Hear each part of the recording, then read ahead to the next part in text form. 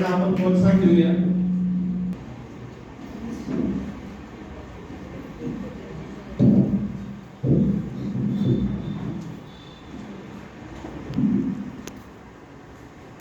नाही दुर्बल नाही अडाणी सावित्रीची लेख तू, मुक्त हो निघे भरारी बंधने चुकारून फेक तू, दृष्ट घिदाळे जमता भोवती घे काली अवतार तू, करत चिंधड्या साऱ्या शत्रूंच्या तळपती समशेर तू.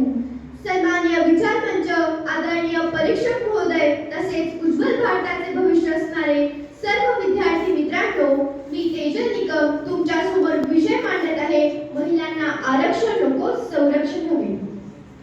आईची मैत्रीण खरी खुरी, बाबांसाठी एवढीशी गोड परी.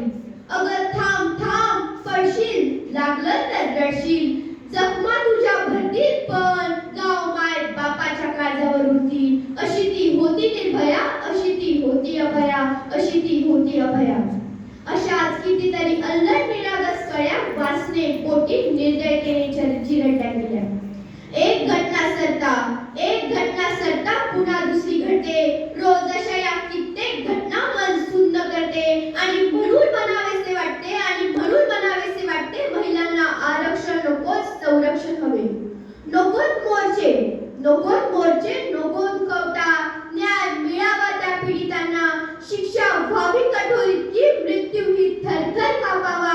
दसरा व्हावा त्या क्षणी अनखरा खुरा रावण जळावा. संविधानात स्त्री समानतेची तरतूद झाली.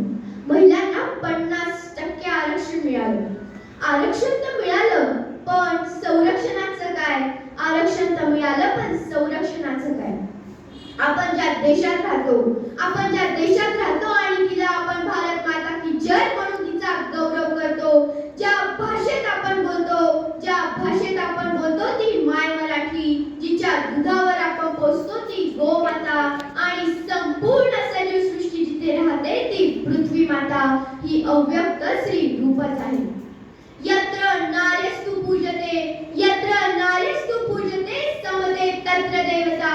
म्हणजे जिथे स्त्रीची पूजा केली जाते, तिचा मान ठेवला जातो, तेथेच देवता वास करतात.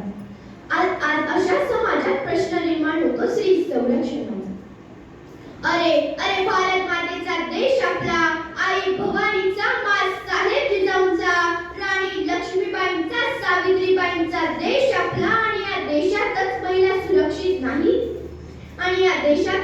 सुरक्षित नाही.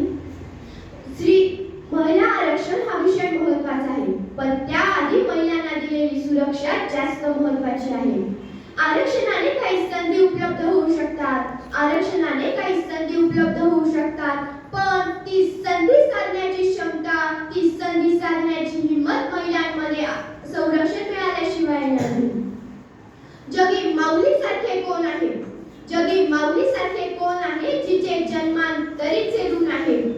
असे ऋण ज्यास व्याज नाही, त्या ऋणाजोगा जीवनात दुसरा साज नाही. जिच्यासारखे कौतुक बोल नाही, तिचे नाव जगात स्त्री आहे. अशा या समाजात शिकवण्या फक्त स्त्रियांनाच. ती शिकली नव्हती तरीही, आणि आज ती शिकून मोठी झाली तरीही.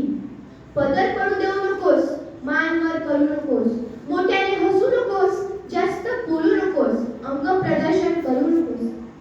पण असे काय कपडे होते त्या ड्युटीवर असणाऱ्या महिला डॉक्टरचे? असे काय कपडे होते त्या 3.5 वर्षाच्या चिमुरड्यांचे? अजून किती फक्त तुम्ही तिलाच शिकवणार. झाले सगळे शिकवून तिला. गुड